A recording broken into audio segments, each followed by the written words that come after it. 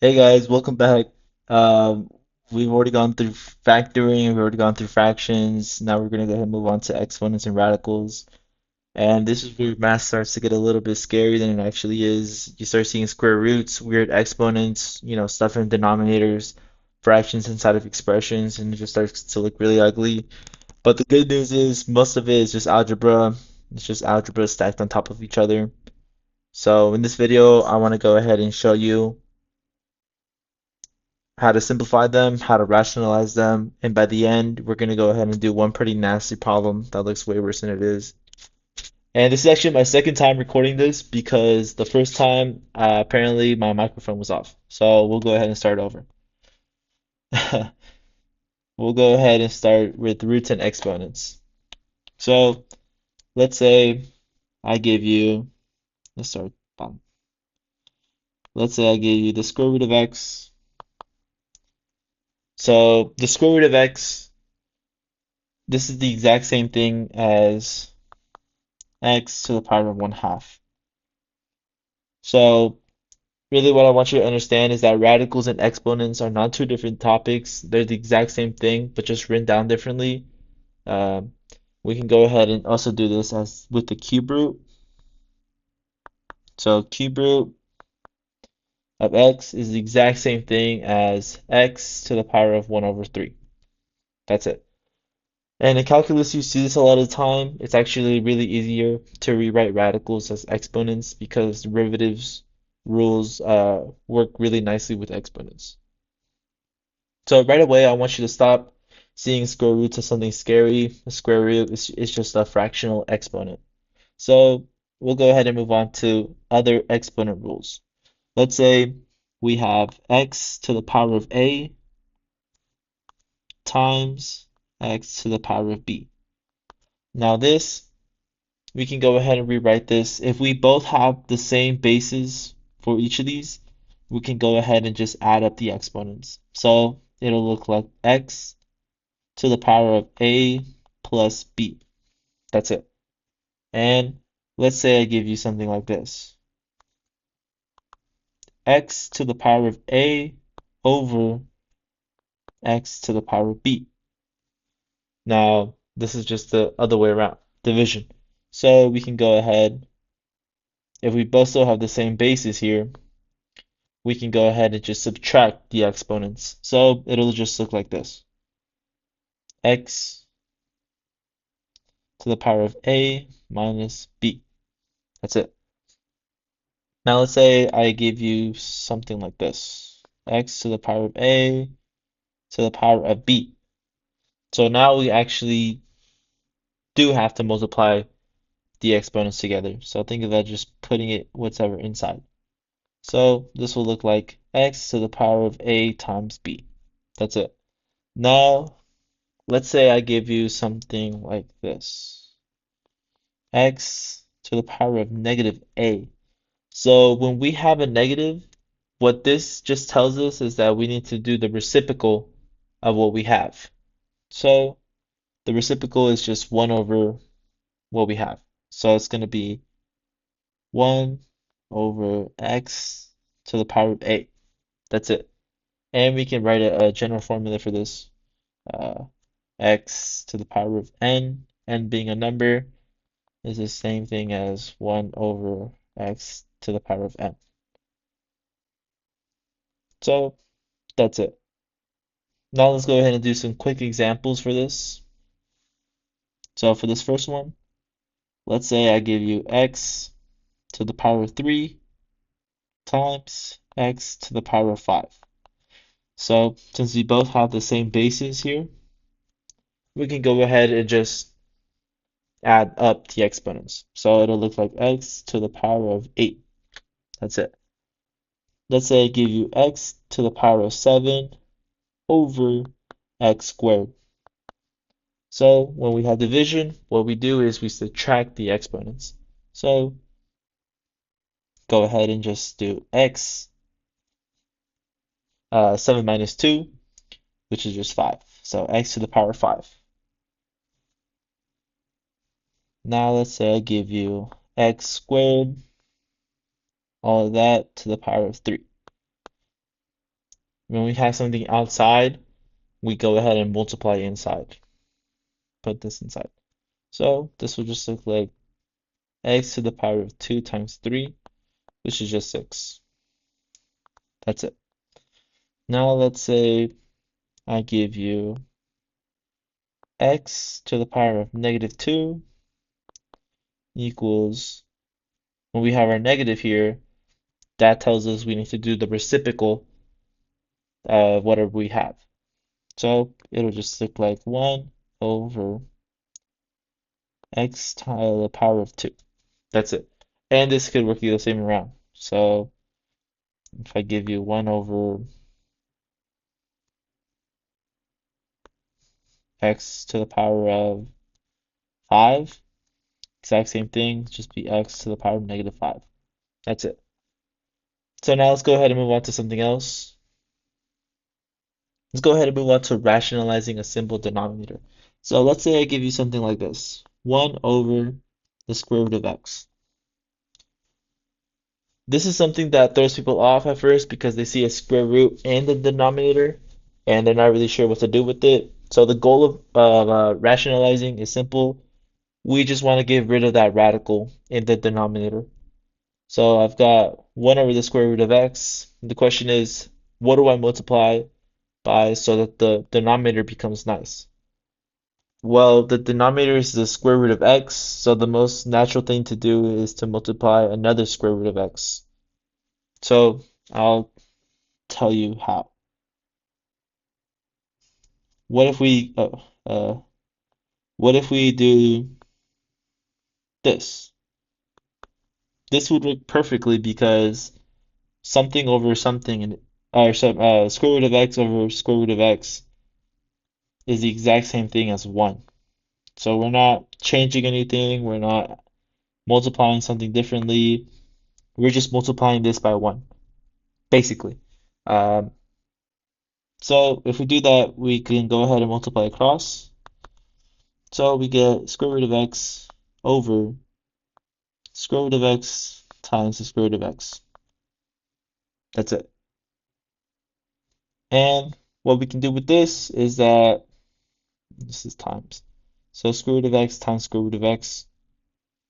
If you think about it, we can go ahead and flip this to exponents. So square root of x times square root of x is the exact same thing as saying x to the power of 1/2 times x to the power of 1/2. And since we both have the same bases here, we can go ahead and add up the exponents, which is just x to the power of 1, which is just x. So this will look like square root of x over x. That's it. Uh, that's all rationalizing is. You're just multiplying by something smart to clean it up at the bottom. So let's go ahead and move on to something else. Conjugates. So let's say I gave you something like this. 1 over square root of x plus 1. Now this is something more interesting. Um, it's asking the question, what if the denominator is not just a single square root? What if it's something like square root of x plus 1? Now I just can't multiply it by the square root of x because that won't fully clean it up. So in this case, we have to use something called the conjugate. The conjugate, basically what it means is keep the same two terms, but flip the middle sign, or flip the sign in the middle, sorry. So I'll go ahead and explain what that is. So conjugate for this is just x, or square root of x minus 1. So we're basically doing the same thing here, but we're flipping the sign. So this will look like this. Times over square root of x minus 1. And we can still do this because this is just equal to 1. So we go ahead and just multiply across. This will look like this. Square root of x minus 1 over square root of x plus 1 times square root of x minus 1. Perfect.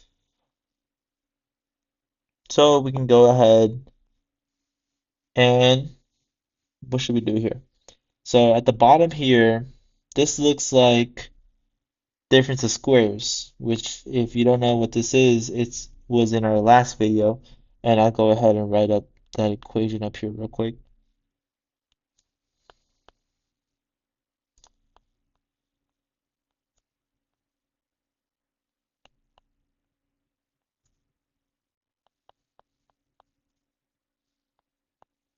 So we can go ahead. This looks really, really similar to this up here. So that's what we're going to try ahead and do. So if we apply that, I'll just do this here really, really, really quick. Square root of x plus 1 times square root of x minus 1. So just like we did before, like this. So this will look like square root of x squared, square root of x times negative 1, which is just negative square root of x. 1 times square root of x, that's just positive square root of x. 1 times negative 1, well, that's just negative 1. So we could go ahead and look at this. These two will cancel out since they're the exact same, but one of them is negative. So, and also we can go ahead and cancel out the square root and the square because those two cancel out. So we're just left with x minus 1. That's it. So we can go ahead and bring that up here. So this is equal to this. So let's go ahead and write that down. Square root of x minus 1 over x minus 1. That's it. That's as much as we can get. If you really wanted to, you can go ahead and make this as an exponent, but that's all I'll go for. So uh, this equation, 1 over square root of x plus 1, gives us square root of x minus 1 over x minus 1. Perfect. Now let's get into something. Now let's show you a problem that may look really difficult, but it isn't. Let's say I give you something like this. 1 over square root of x plus 1 minus 1 over square root of x minus 1. All of this over 2 over x minus 1.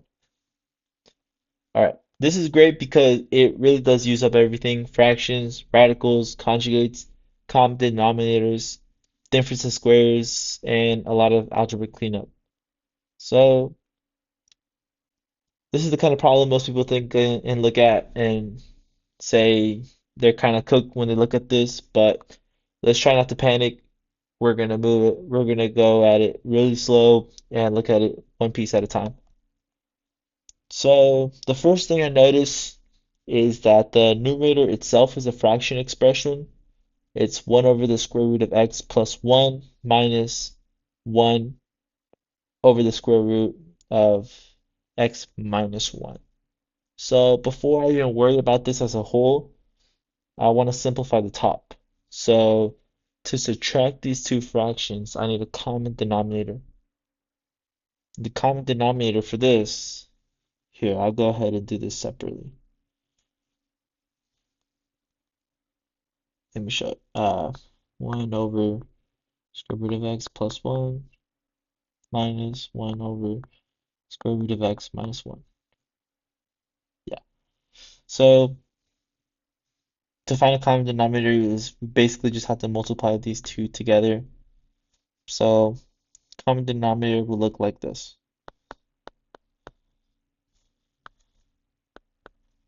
Square root of x plus 1 times square root of x minus 1. So We can go ahead and just do this real quick.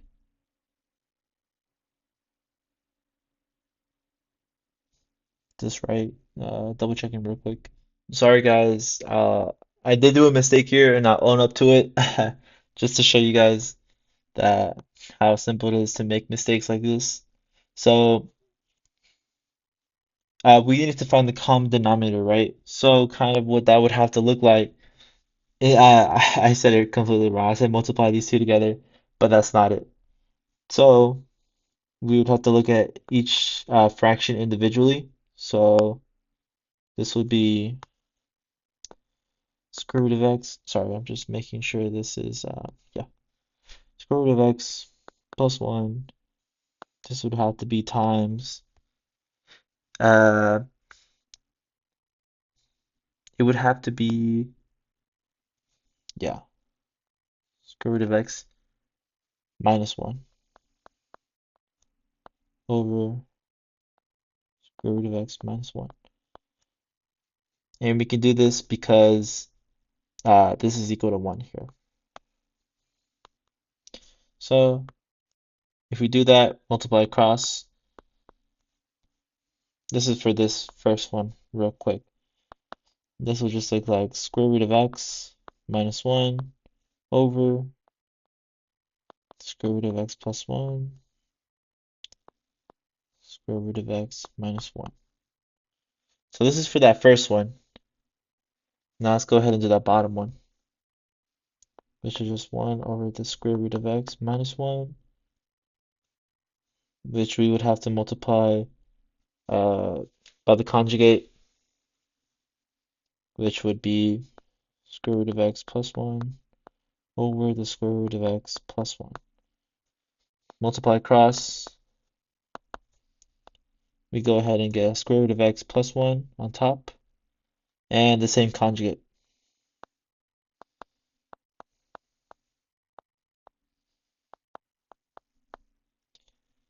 So we can go ahead and rewrite this differently.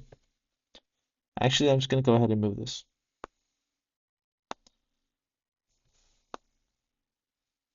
These are our answers that we did. And we're just subtracting. So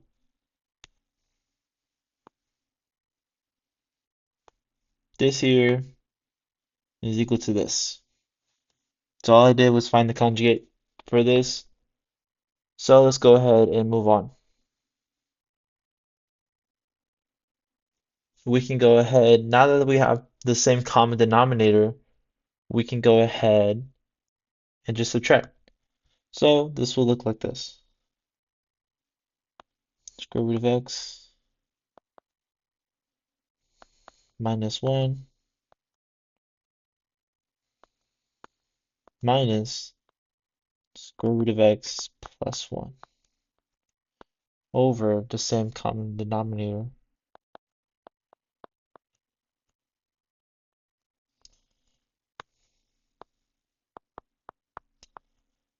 Okay, and we can go ahead and distribute this negative to to this fraction here, not fraction, to these parentheses here. I'm sorry. We get square root of x minus 1 minus square root of x plus 1. Our square root of x's cancel out, and I did another mistake. Minus 1. Richard, go ahead and just give in negative 2.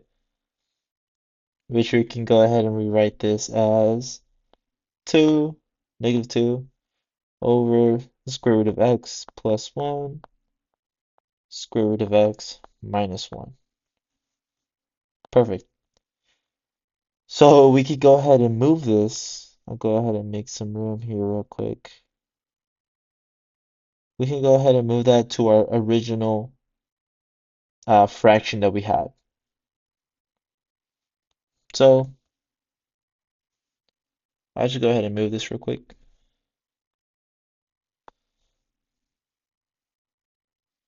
It's all of this divided by 2 over x minus 1. Perfect. So now what we can do here is, so what we can do is actually we could go ahead and simplify this real quick to make it look a little bit less ugly. So square root of x plus 1, square root of x minus 1, which I believe I did this before, which is x minus 1. But I'll go ahead and show that real quick.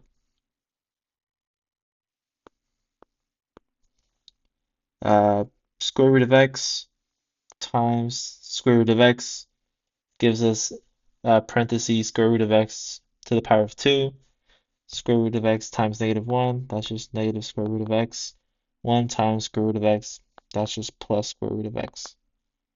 Then we get 1 times negative 1, that's just negative 1. So these two will cancel out.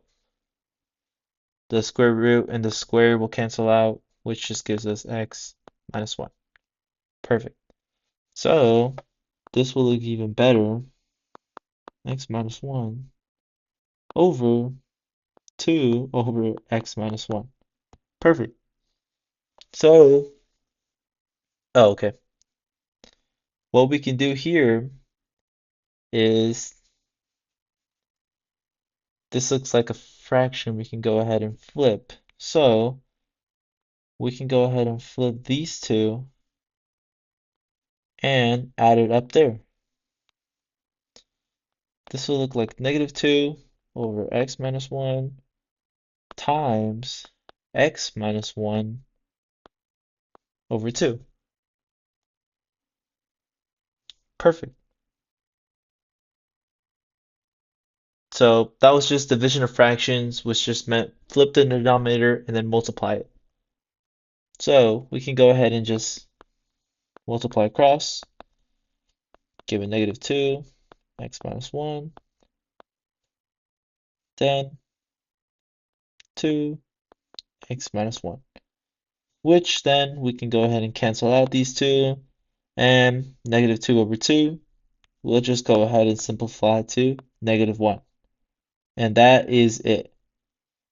So this really nasty looking problem goes ahead and just simplifies to negative 1. So that's exactly why I want you to slow down on these because the problem looks horrible at first, but once you start organizing it and attack it piece by piece, it starts to fall apart. All right, so main lesson from this video is not really just exponent rules or radical rules. The main lesson is don't let ugly notation scare you. A lot of these problems are just basic ideas stacked together. Rewrite radicals as exponents when it helps, rationalize carefully, use conjugates when you need them, and clean up step at a time. If you can do that, a lot of this stuff that looks impossible in calculus starts becoming manageable. In the next video, we're going to go ahead and talk over functions because once you understand functions better, limits start making way more sense. So if this video helped you in any way, please subscribe, please like the video, and I'll see you in the next one.